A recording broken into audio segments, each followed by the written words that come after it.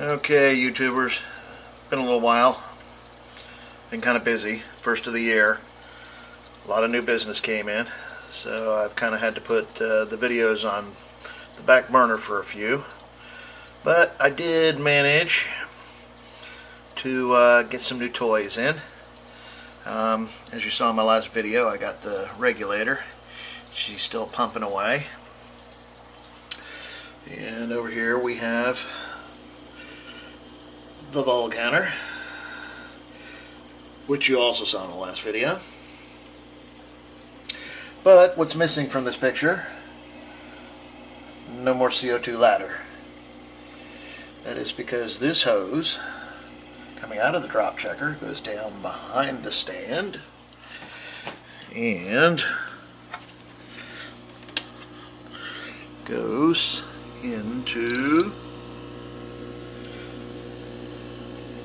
that guy.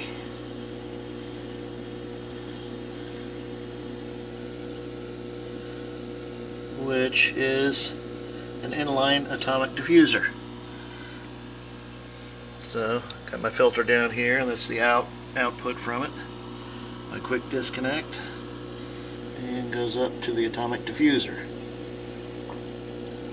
Now, what I find very interesting about this is that right there is the output. Of course, now I just set this up, so I'm not sure if I'm pumping enough CO2 yet, but nary a mist coming out of that. Every once in a while you see a little bubble pop out, but man, I'm talking about that stuff is like completely diffused into the water. Bubbles you see here are the purling from the plants. So far so good. Now, as you can see, that's my bubble count right now, which to the best of my knowledge looks like about 2 bubbles per second, maybe 2.5, somewhere in there. But I also did pick up, there it is, and yeah, she's looking green right there. I hope I got this right. This is one of those cheapos. I mean, a glass drop checker is a drop checker is a drop checker. All you have to do is curl over like that.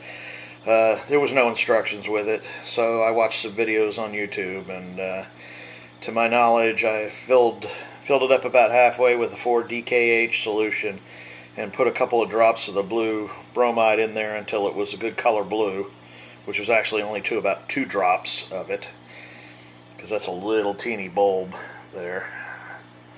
But I put 2 drops in. It was a good color blue, and I put it in there about an hour and a half, 2 hours ago, and she's showing green already. So till I get that down a little bit, I'm going to do a pH and a KH test here in a little while before the lights go out, and see what I come up with on the chart there. See how accurate that is. I might have to play around with the mixture a little bit. Anybody has any suggestions or knows anything more, I mean, is it just that easy? You just put a little bit of the blue bromide in there with the 4-DKH, and it doesn't really matter how much of either, as long as you get the blue, and if it turns green, it's good. If it's yellow, it's high. If it's blue, it's low, right? Hey, I don't know. New to this stuff. Comment, subscribe, like my page. Give you a zoom out and do quick overall on the tank.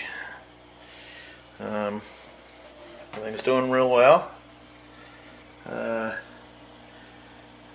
That's got some algae issues, which I'm hoping to get rid of here soon.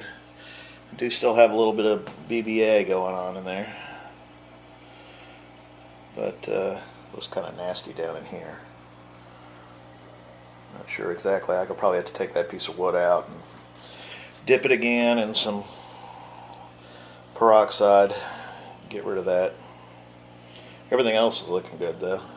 And the Liquidia Cuba, the Cuba is looking beautiful. Of course, it's shading out the poor Kabomba here, and it's struggling. I think I'm going to rip that out and replace it with something. I'm kind of tired of the Kabomba anyways.